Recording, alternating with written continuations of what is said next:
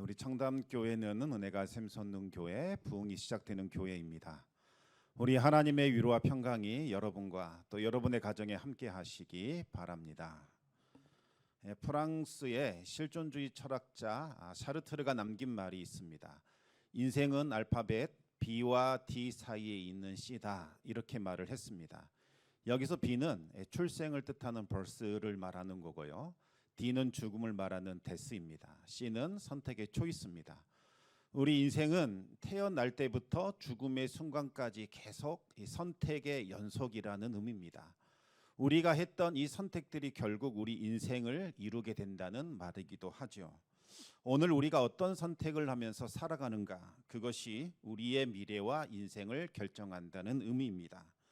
미국 시카고에 골목길을 배회하던 두 명의 청년이 있었습니다.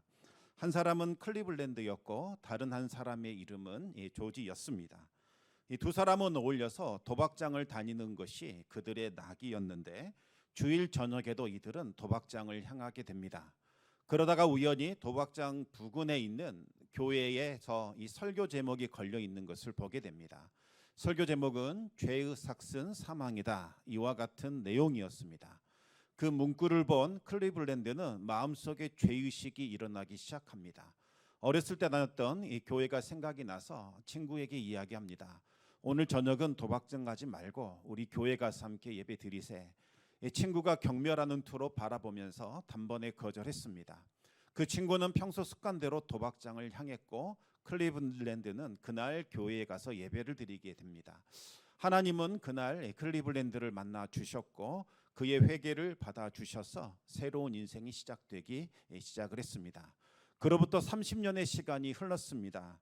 클리블랜드는 미국의 22대 대통령으로 취임을 하게 되었고 대통령의 취임 소식은 전국의 신문으로 알려지게 됩니다.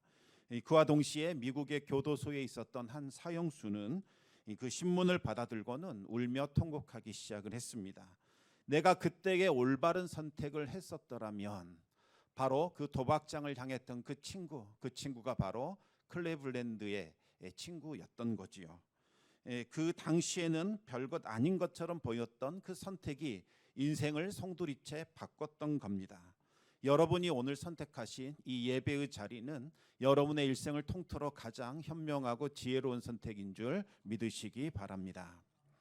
이 성경 창세기 13장을 보시면 두 사람이 선택했던 그 선택이 나옵니다.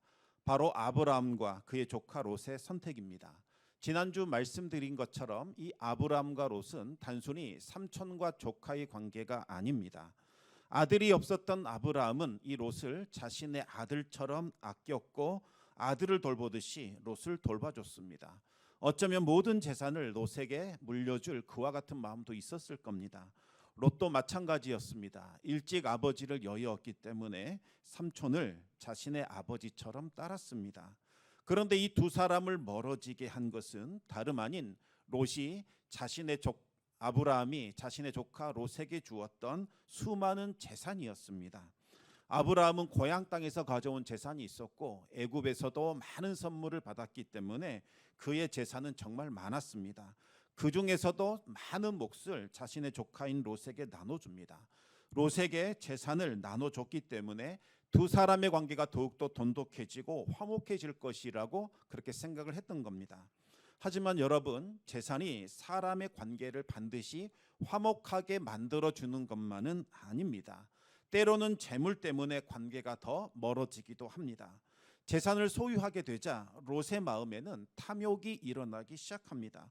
더 많은 재산을 가져야겠다, 이 욕심을 부리기 시작하자 자꾸 롯의 목자들도 더 좋은 목초지, 더 좋은 샘을 차지하기 위하여 삼촌 아브라함의 목자들과 다투는 일이 빚어지기 시작을 합니다. 그래서 롯의 목자들과 아브라함의 목자들은 그날 이후로 서로 다투고 싸우는 일들이 많았습니다. 아브라함은 롯을 불러서 다 이루고 훈계도 했지만 롯은 듣지 않았습니다. 오히려 탐욕에 물든 롯은 참으로 아브라함을 답답하게 여겼습니다. 말씀에 붙들려서 예배자로 살아가고 있는 아브라함이 정말 좀 고리타분하고 고지식하게만 느껴진 거지요. 더 많은 돈을 벌 수 있는 기회도 있을 것 같고 더 자유롭게 살 수 있을 것도 같은데 아브라함은 보이지도 않느니 하나님에게 매여 살아가고 있는 그 모습이 정말 어리석어 보였습니다.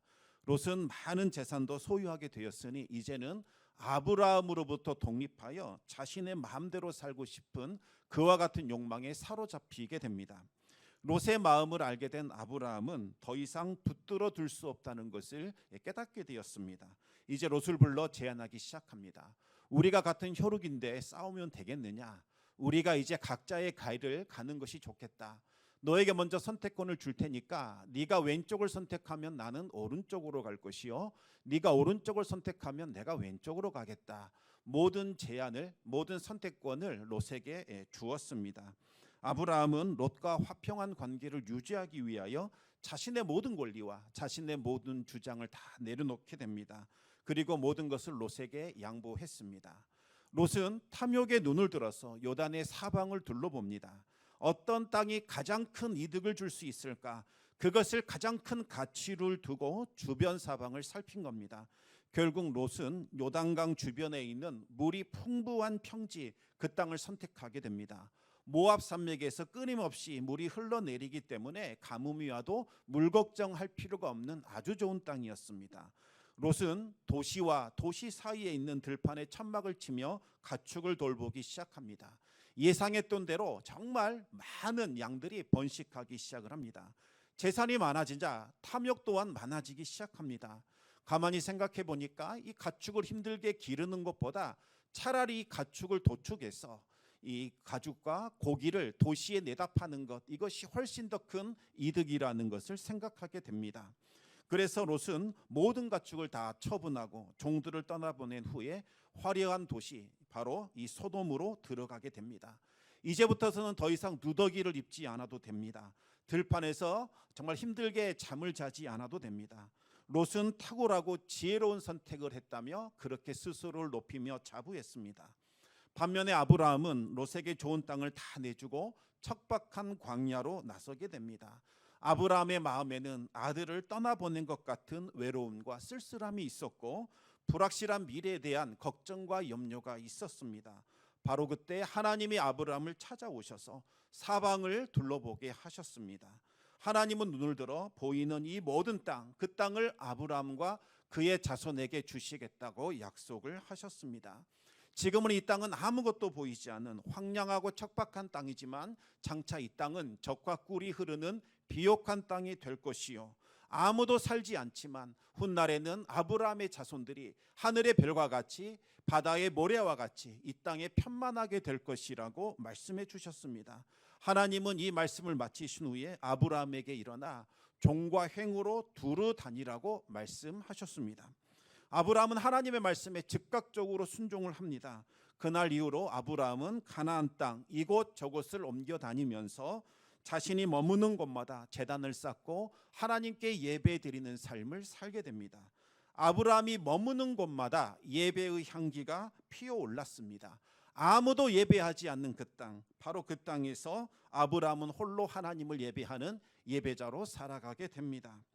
하나님은 아브라함이 드리는 예배의 향기를 기뻐 받아 주시고 아브라함에게 복을 부어 주셨습니다. 아브라함으로 말미암아 그 땅이 복을 받기 시작하고 아브라함의 주변 사람들이 점점 복을 받는 일들이 일어나게 됩니다.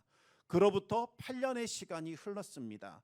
롯이 거주하고 있던 그 소돔 근처 사해 지역은 갑작스럽게 전쟁의 이 소용돌이에 휘말리게 됩니다. 어떻게 해서 이 전쟁이 일어나게 된 걸까요? 아브라함의 고향이었던 이 메소포타미아 지역은 문화적으로, 정치적으로, 경제적으로, 군사적으로 정말 고도의 성장을 이룬 것입니다. 이 지역에는 4개의 큰 왕국이 있었는데 이들은 서로 싸우지 말고 우리가 동맹을 맺어서 주변 나라들을 정복하자, 이렇게 결의를 하게 됩니다. 그래서 그들은 연합군을 이루어서 주변 나라들을 다 정복한 후에 저 멀리 떨어진 가나안 땅 이곳까지 쳐들어와서 그들을 정복한 후에 매년 조공을 받게 되었습니다.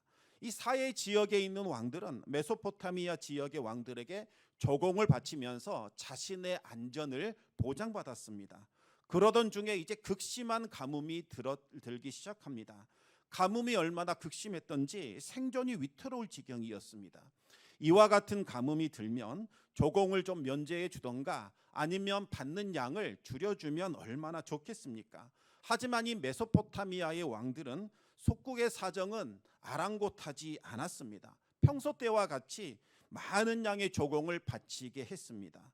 사해 지역에 있는 이 왕들은 12년간 아무 말도 하지 않고 조공을 갖다 바쳤습니다. 하지만 이번에는 도저히 참을 수가 없었습니다. 그들은 함께 모여 불만을 토로하기 시작합니다. 분위기가 험악해지더니 이제부터 우리 조공 바치지 말자, 이렇게 의견을 모았습니다. 아예 이참에 우리가 메소포타미아에게서 벗어나자, 독립하자, 이렇게 결의를 합니다. 그래서 13년째가 되던 해에 사해 지역의 5 왕들은 동맹을 맺고 메소포타미아에 대하여 반역을 선포했습니다. 이 소식을 들은 그돌라오멜은 이들을 징벌하기 위하여 메소포타미아 지역의 4 왕들과 연합하여 사해 지역을 향하여 진격해 왔습니다. 하지만 그들은 곧바로 내려오지 않고 천천히 진격하면서 가나안 땅에 있는 모든 성읍들을 하나 둘씩 차례대로 쓰러뜨리기 시작합니다. 가나안 땅의 성읍들은 제대로 힘써보지도 못한 채 추풍 낙엽처럼 무너져 내렸습니다. 가나안 땅의 모든 성읍들이 다 무너졌고 이제 사해 지역만 남아있는 그와 같은 처지가 되었습니다. 사해 지역의 5 왕들은 우리가 평지에서 싸울 것이 아니라 이 시딘 골짜기로 불러들여 이곳에서 전쟁을 치르자, 이렇게 계획을 세웁니다. 이 시딘 골짜기에는 아스팔트의 재료로 쓰이는 역청이 있었기 때문에 자칫 잘못하면 여기에 빠져서 손발이 오고 갈 데 없는 그와 같은 신세가 되기 때문입니다. 사해 지역의 왕들은 전략대로 시딤 골짜기에서 메소포타미아 연합군의 4 왕들과 함께 붙는 대규모의 전쟁이 일어나게 됩니다. 9개의 나라가 서로 맞붙는 대규모의 전쟁이 성경 최초로 여기에서 일어나게 됩니다. 하지만 이 전쟁은 그돌라오멜이 이끄는 메소포타미아 연합군의 승리로 끝났습니다. 전쟁에 패배한 소돔 왕과 고모라 왕은 도망치다가 그들이 오히려 역청에 빠지는 수모를 겪게 됩니다. 그돌라오멜이 이끄는 메소포타미아의 연합군은 소돔과 고모라 땅을 들어가 약탈하며 사륙하며 처참하게 무너뜨렸습니다. 재물과 양식을 빼앗아 갔고 수많은 사람들을 포로로 끌고 갔습니다. 소돔성에 살고 있었던 롯도 여기에 휘말려서 재산을 다 빼앗기고 포로가 되어 가족들과 함께 끌려가는 비참한 신세가 되었습니다. 포로로 끌려가는 내내 롯은 무슨 생각을 했을까요? 아마도 그 클리블랜드의 친구처럼 자신의 선택을 후회했을 겁니다. 왜 내가 그때에 올바른 선택을 하지 못했을까? 처음 요단 동편의 비옥한 땅을 선택했을 때에는 내가 옳았다고 생각했을 겁니다. 이전보다도 훨씬 풍족해졌고 이제는 멋진 옷을 입을 수도 있고 좋은 집에서 거주하며 기름진 음식을 먹을 수 있게 되었다고 좋아했을 겁니다. 화려한 문화생활과 오락과 쾌락을 즐기는 생활에 만족했습니다. 이토록 발전된 도시 문명, 그리고 내가 가지고 있는 수많은 돈이 나의 안전과 생명을 영원토록 보장해 줄 것이라고 그렇게 믿었던 거지요. 하지만 소돔과 고모라의 영광은 신기루에 불과했습니다. 안개를 쥐는 것처럼 허무했습니다. 롯이 그곳에서 나름대로 선하게 살려고 노력했을지라도 예배의 자리를 떠나서 소돔과 고모라에 머무는 한 그 도시의 운명과 함께 할 수밖에 없는 거죠. 화약을 안고 살아가는 사람은 언젠가 그 화약 때문에 온몸이 다치는 일들이 일어납니다. 결국 그 화약이 폭발하게 되었고 롯은 모든 것을 다 잃어버렸습니다. 이제는 포로로 끌려가는 비참한 신세가 되었던 거지요. 롯은 하나님을 떠난 결과가 무엇인지를 제대로 깨닫게 됩니다. 롯이 끌려가는 내내 무엇했을까요? 기도했을 겁니다. 하나님, 저를 좀 돌아봐 주십시오. 한 번만 기회 주십시오. 저를 구원해 주십시오. 그렇게 간구했을 겁니다. 반면에 아브라함은 하나님의 은혜를 입었습니다. 처음에 아브라함은 세상 물정 모르는 어리석한 사람처럼 보였을 겁니다. 정성을 다해 길러준 조카 롯에게 배신을 당하고 좋은 땅마저 다 빼앗기고 척박하고 황량한 이 광야를 떠도는 모습을 보고서 사람들은 참 미련하다, 어리석다, 손가락질하며 조롱했을 겁니다. 하지만 아브라함은 시간이 흐르면 흐를수록 더 간성해졌고 더 번성해지기 시작을 합니다. 아브라함에게는 집에서 길리고 훈련시킨 전사 318명이 있었습니다. 집에서 길렀단 말은 돈 주고 용병을 사왔다는 말이 아니라 자신의 집에서 태어나 자신의 집에서 기르고 훈련시켰다는 그와 같은 의미입니다. 이들은 아브라함에게 목숨을 바치기까지 충성할 수 있는 아주 용맹하고 충성스러운 사람들입니다. 이들을 훈련시켰다는 것은 병사들처럼 무장을 시키고 군사훈련을 시켰다는 뜻이지요. 아브라함에게는 생명을 내걸 수 있는 전사들 318명이 있었습니다. 이 시대에는 도적대도 많았고 맹수들도 자주 출몰했습니다. 그런데 오로지 자신의 힘으로 자신의 생명과 가축과 재산을 지켜야만 했습니다. 하나님께서 아브라함에게 많은 복을 주셔서 아브라함에게는 수많은 가축들이 있었습니다. 이 가축들을 지키려면 전사와 같은 일꾼들이 필요했습니다. 그래서 318명이라는 이 전사가 있었던 거지요. 그런데 이들만 있었습니까? 그렇지 않습니다. 이들의 부모도 있었고 여자 형제도 있었고 자녀들도 있었습니다. 이와 같은 사람들까지 다 포함하면 최소한 1300명이 넘어가는 식솔들, 이 어마어마한 사람들이 아브라함의 집에 있었던 겁니다. 아브라함이 얼마나 큰 부자였는지 우리는 짐작해 볼 수 있습니다. 또한 아브라함은 아모리 족속의 지도자인 마므레의 삼형제와 동맹을 맺었습니다. 이 가나안의 원주민들은 이방인들을 극도로 경계하고 텃세를 부리기로 아주 악명이 높았습니다. 그런데 이들이 아브라함을 환영하면서 받아줬을 뿐만 아니라 아브라함을 자신의 통치자 중 한 사람으로 높이면서 아브라함에게 최고의 우대를 하며 동맹을 맺었다는 거지요. 왜 그들은 이방인이었던 아브라함과 이와 같은 불리한 동맹을 맺었을까요? 그 이유는 아브라함은 큰 부자였고 충성스러운 전사들이 많았기 때문에 아브라함과 함께하는 것, 그들에게 복이 되고 또 성읍을 지키는 데에도 큰 도움이 되었기 때문입니다. 하지만 무엇보다도 더 중요한 사실이 있었습니다. 그 이유는 크고 높으신 하나님께서 아브라함과 언제나 동행해 주셨기 때문입니다. 아브라함에게는 쉽게 범접할 수 없는 신적인 권위와 능력이 있었습니다. 아브라함과 좋은 관계, 우호적인 관계를 맺고 아브라함에게 잘 대해주면 이상하게 복을 받습니다. 그런데 아브라함에게 해코지하거나 아브라함에게 저주를 하거나 아브라함에게 좋지 않은 일들을 가하게 되면 이상하게 해를 받고 저주를 받는 역사가 나타나게 됐던 겁니다. 아브라함에게는 어떤 신적인 존재가 늘 함께하고 계셔서 아브라함을 눈동자처럼 지키고 있다는 사실들을 모든 사람들이 알아채릴 정도로 하나님께서 아브라함과 함께해 주셨습니다. 그들은 아브라함을 이 하나님의 선지자로 높이며 존경했습니다.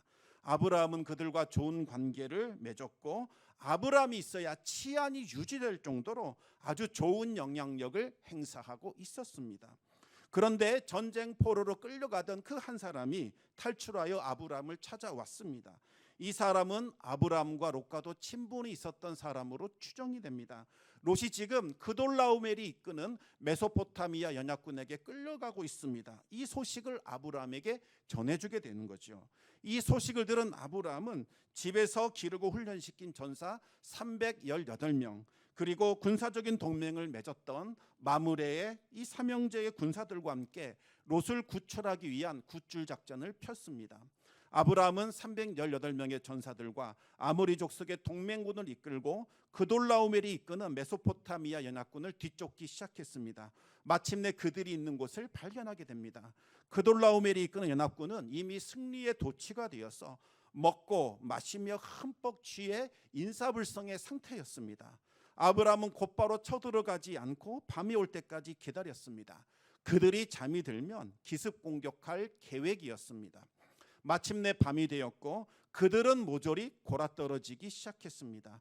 하나님께서 그들에게 깊은 잠을 주신 겁니다. 아브라함과 아모리 족속의 동맹군은 기습 공격을 가했습니다. 세계를 공포에 떨게 했던 그돌라오멜의 연합군은 제대로 싸워보지도 못한 채 꽁무지가 빠지도록 도망쳐야만 했습니다. 아브라함은 그들을 쫓아가서 롯의 가족을 구해냈고 빼앗겼던 모든 재물과 모든 사람들을 다시 찾아오게 됩니다. 사해 지역을 통치하는 5 왕들도 해내지 못한 그 일을 아브라함이 해낸 겁니다. 아브라함이 승리했다는 소식은 삽시간에 퍼져나갔고 가나안 땅에 거주하는 모든 사람들이 길거리로 나와 아브라함을 영웅으로 떠받들며 환영하기 시작을 합니다. 소돔의 왕은 왕의 골짜기까지 나와서 아브라함을 영접했고, 살렘 왕은 떡과 포도주를 들고 나와 아브라함을 축복했습니다. 아브라함은 자신을 그 환영하는 인파를 보면서 만감이 교차했을 겁니다. 처음 가나안 땅에 들어왔을 때, 이때는 힘이 없는 떠돌이에 불과했습니다. 원주민들의 눈치를 살피며 살아야 했지요.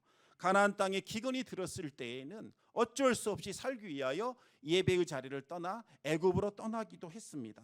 그리고 애굽 땅에서 자신의 목숨을 부지하기 위하여 아내를 누이라고 속이는 탓에 위험한 일을 겪기도 했습니다. 그리고 아들처럼 여겼던 자신의 조카 롯이 떠나갔을 때에는 억장이 무너지는 아픔을 느꼈습니다. 힘이 없기 때문에, 가진 것이 없기 때문에 이와 같은 수모를 당하는구나, 이와 같은 아픔을 당하는구나, 약자들이 당하는 그 아픔과 서러움을 느끼며 살았습니다. 오로지 아브라함은 내가 너를 복을 주리라, 네 이름을 창대하게 하리라, 그 하나님의 말씀 그것만 붙들면서 하루하루를 버텨내는 삶을 살았습니다. 그랬더니 자신도 모르는 사이에 강성해져서 그돌라오멜이 이끄는 그 연합군을 격파할 수 있는, 그리고 그들에게 빼앗긴 모든 재물과 포로를 다시 되찾아올 수 있는 그와 같은 존재로 바뀌어져 있었습니다. 아브라함은 가나안의 영웅이 되었습니다. 가나안 땅을 살려내는 존재, 가나안 땅을 고치는 존재, 가나안 땅을 회복시키는 존재, 복된 존재로 살아가고 있더라는 겁니다. 가나안 땅에서는 없어서는 안 될 반드시 필요한 존재로 바뀌어져 있었습니다. 평소에는 아브라함을 가볍게 여기는 자들도 아브라함을 칭송하기 시작했고, 가나안의 왕들도 앞다투어 아브라함을 찾아왔습니다. 하나님의 약속이 성취되기 시작한 겁니다.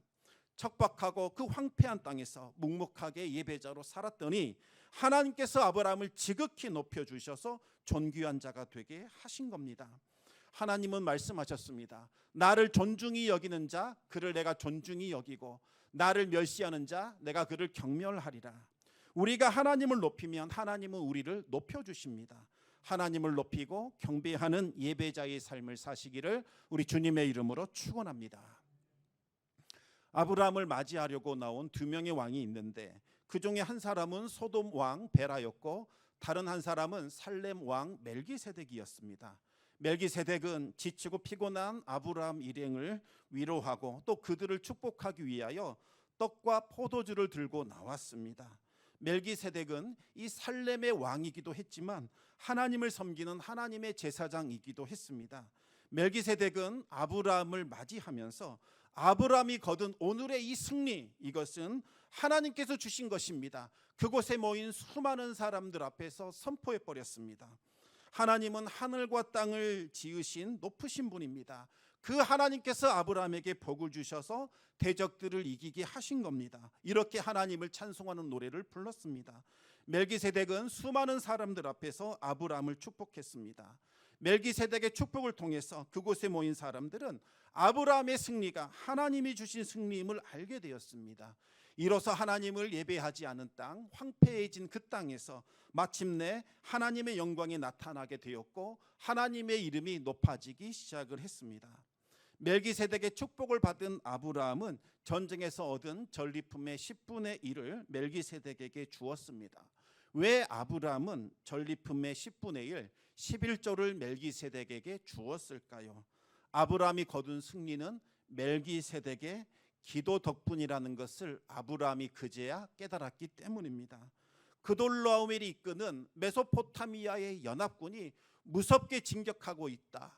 가나안의 성읍들이 모조리 무너지고 있고 가는 곳마다 성읍이 불탔고 사람들이 죽어가고 있다. 이 소식이 들려왔을 때에 가나안 땅에 살고 있는 사람들은 두려워 떨었습니다. 정말 암담했습니다. 그나마 기대를 걸고 있었던 사해 지역의 5개 왕들, 그들만도 무너져 내렸을 때에는 정말 모든 소망이 다 끊어져 버렸습니다. 처참하고 비참했습니다. 약탈과 사륙이 자행되는 것을 보면서 우리를 구원할 구원자를 보내달라고 멜기세덱은 하나님 앞에 무릎 꿇어 기도하기 시작을 했습니다. 바로 그때 하나님의 제사장 멜기세덱이 그 땅을 가슴에 품고 하나님 앞에 기도를 올렸던 겁니다. 이 땅을 구원할 구원자를 보내주십시오. 눈물로 호소했습니다. 하나님은 그 멜기세덱의 기도를 들으시고 아브라함을 구원자로 보내주신 겁니다.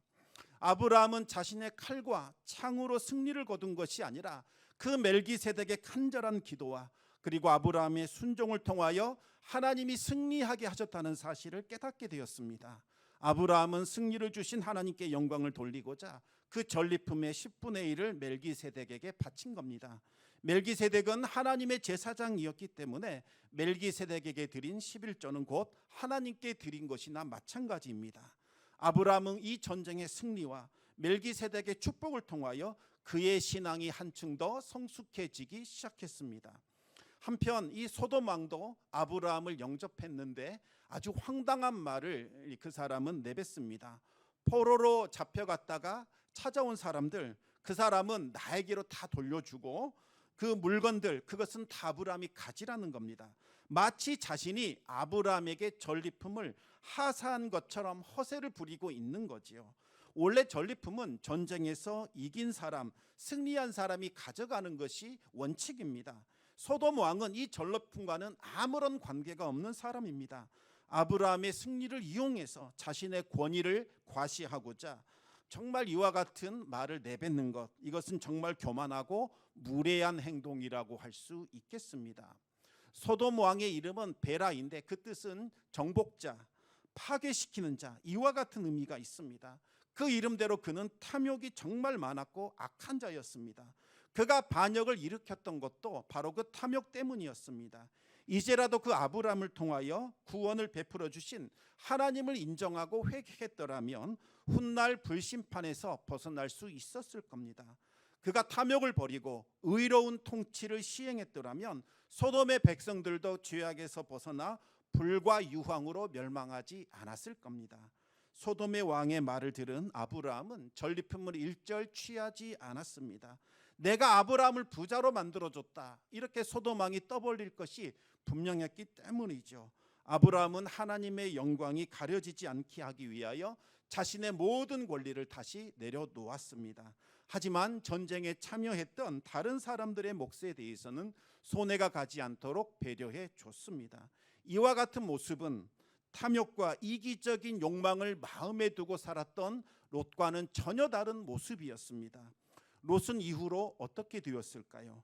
롯은 포로로 끌려갔을 때 드렸던 그 간절한 기도 여전히 잊고 있지 않았을까요? 그의 다짐을 지키며 살고 있었을까요? 그렇지 않았습니다. 롯은 아브라함을 통하여 구원을 경험했지만 소돔성의 그 화려함과 달콤함을 잊어버릴 수 없었습니다. 롯은 탐욕에 이끌려 소돔의 왕 베라가 걸어가고 있는 그 멸망의 길을 따라 걷기 시작을 합니다. 결국 소돔성이 완전히 멸망당했을 때 그때야 모든 것을 잃고 간신히 목숨만 건져내는 그와 같은 비참한 신세가 되었습니다. 이제 말씀을 맺겠습니다. 모세는 마지막 임종의 자리에서 이스라엘 백성들을 향하여 너희 앞에는 생명과 복의 길이 있고 사망과 저주의 길이 있다라고 말했습니다. 너희가 선택해야 할 길은 생명과 복의 길이다. 그리고 사망과 저주의 길에서 벗어나라, 이렇게 권면을 했습니다. 우리 함께 신명기 30장 19절과 20절 말씀을 같이 읽어보겠습니다. 내가 오늘 하늘과 땅을 불러 너희에게 증거를 삼노라. 내가 생명과 사망과 복과 저주를 내 앞에 두었은즉 너와 네 자손이 살기 위하여 생명을 택하고 내 하나님 여호와를 사랑하고 그의 말씀을 청종하며 또 그를 의지하라. 그는 내 생명이시요 내 장수이시니 여호와께서 내 조상 아브람과 이삭과 야곱에게 주리라고 맹세하신 땅에 내가 거주하리라. 아멘. 생명과 복은 말씀과 예배가 있는 것에 임하고 사망과 저주는 예배가 사라진 곳, 그곳에 임하게 됩니다. 롯은 가축을 기를 수 있는 물이 풍부한 요단 평지를 선택했고 아브라함은 가축을 기르기 힘든 척박하고 황량한 광야를 선택했지만 그 선택이 복과 저주를 결정하지는 못했습니다. 오히려 말씀과 예배를 선택했던 아브라함은 생명과 복을 얻게 되었고 말씀과 예배를 떠났던 롯은 사망과 저주 가운데 빠지게 되었습니다. 아브라함은 생명과 복을 받아 9년 사이에 가나안 일대에서 가장 크고 강력한 사람으로 성장했을 뿐만 아니라 그돌라오멜이 이끄는 메소포타미아 연합군으로부터 가나안 땅을 구원해내는 구원자가 되었습니다. 아브라함을 통해서 이제 온 땅에 하나님의 이름이 알려지기 시작하고 하나님의 영광이 나타나는 일들이 일어나게 되었던 거지요. 하지만 롯은 사망과 저주에 매여 모든 것을 다 잃어버렸습니다. 아브라함을 통해 구원을 경험했지만 죄악이 주는 그 달콤함, 그 화려함에서 벗어나지 못했던 거지요. 멸망에서 건진받는 그 은혜를 경험했지만 그는 회개하지 않았고 그가 원래 있었던 자리, 죄악의 자리에 계속해서 머물게 됩니다. 모든 것을 다 잃어버린 후에야 간신히 소돔에서 벗어날 수 있었습니다. 성도 여러분, 사람이 떡으로 사는 것이 아니라 하나님의 말씀으로 살아가는 겁니다. 떡이 아무리 풍성하고 많이 쌓여 있다 할지라도 그곳에 하나님의 말씀이 없고 예배가 없다면 이것은 사탄이 주는 미끼에 불과합니다. 그 미끼를 무는 순간 멸망과 죽음에 이르게 되는 거지요. 비록 내가 보이는 이 길, 떡도 보이지 않고 아무것도 보이지 않는다 할지라도 이곳에 하나님의 말씀이 있고 이곳에 하나님의 예배가 있다면 그것을 선택하시기 바랍니다. 하늘에서부터 생명의 떡이 내려오는 기이한 기적들을 경험하게 될 겁니다. 아브라함의 길을 선택하고 롯의 길을 벗어나는 복된 존재로 살아가시기를 우리 주님의 이름으로 축원합니다. 기도하겠습니다. 아버지 하나님 감사합니다. 하나님께서 늘 우리 마음을 움직여 주시사 예배의 자리, 말씀이 있는 자리로 인도하여 주심을 인하여 감사합니다. 우리가 주님의 두드리심과 우리 주님의 초청하심에 응답하여 말씀이 있는 이곳 예배의 자리에 나오게 하여 주시옵소서. 예배드리는 자에게 주시겠다 약속하신 충만한 복과 은혜를 경험하게 하여 주시고 우리 자신뿐만 아니라 우리 주변이 살아나는 하나님의 신비를 경험할 수 있도록 은혜 베풀어 주시옵소서. 날마다 우리와 함께하여 주실 주님 찬송하오며 모든 말씀 우리 주 예수 그리스도 이름으로 기도드리옵나이다. 아멘.